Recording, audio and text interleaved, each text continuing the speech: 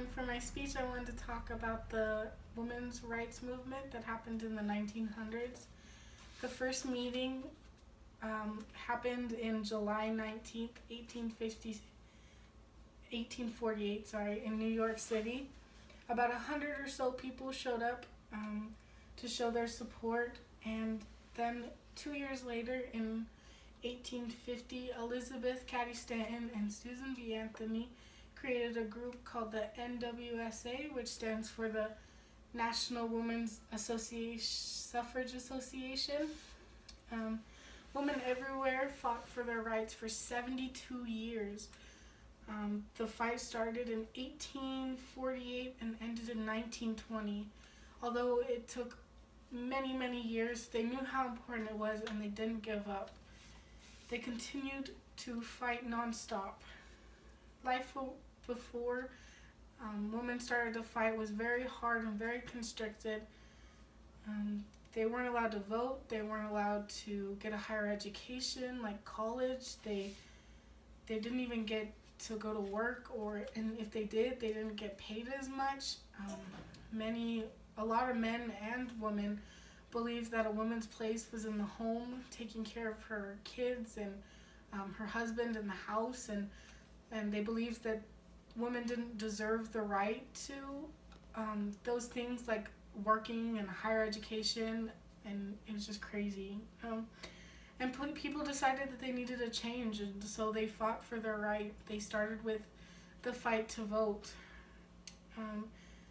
Finally, in 1869, the Grattan College opened up its doors for women to get a higher education.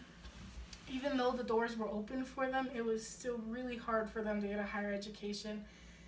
They didn't really have the opportunity to find teachers that would teach them. A lot of men believed that that women didn't have the comprehensiveness, or they weren't smart enough to understand what they were teaching, and so they just didn't teach them, or they only taught them Latin and math because that's all they could understand, and it was really crazy.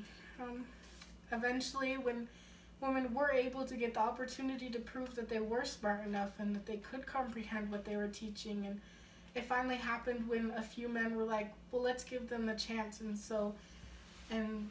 that's all they needed. They just needed the resources to show that they could learn and they could understand what they were being taught. Another huge issue that happened during the women's rights movement was the working conditions. A lot of women, like I said, didn't get the opportunity to go to work, but a few did, and the conditions were really dangerous and usually were really dangerous and usually life-threatening. They usually worked in factories, the work that the men didn't want to do, and it was really dangerous.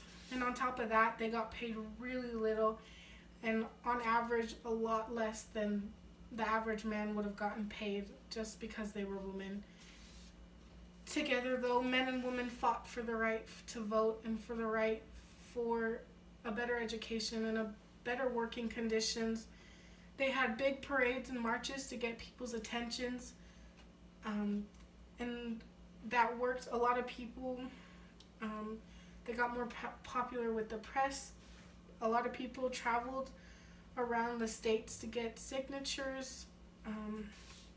This helped people want to start fighting. They saw that they had a desire and they went out. Eventually, they had success in a few states, even though it was really slow. Wyoming was the first state to allow women to gain the right to vote in 1869. And then about a year later, Utah also allowed women to vote in 1870. And then next, Washington allowed women to vote in 1883. Progress was really slow, but progress was being made, and that's all that they needed. The progress spread hope through people who were fighting, and so they continued, and that was the boost that they needed to just get through the next stretch. In 1920, after the many, many, many years that they fought, women everywhere finally gained the right to vote in America. because they fought so hard back then, I don't have to fight, and women everywhere in America don't have to fight for the right to vote or the right to an education. We get a higher education, we get working conditions and respect from those around us, all because women back then realized that that's not the life they wanted to lead, and so they fought for what they wanted. They weren't just fighting for the right to vote. They were fighting for respect. They were fighting for equality. And that's exactly what they got. So that's my speech. I hope you liked it. We'll see you next time.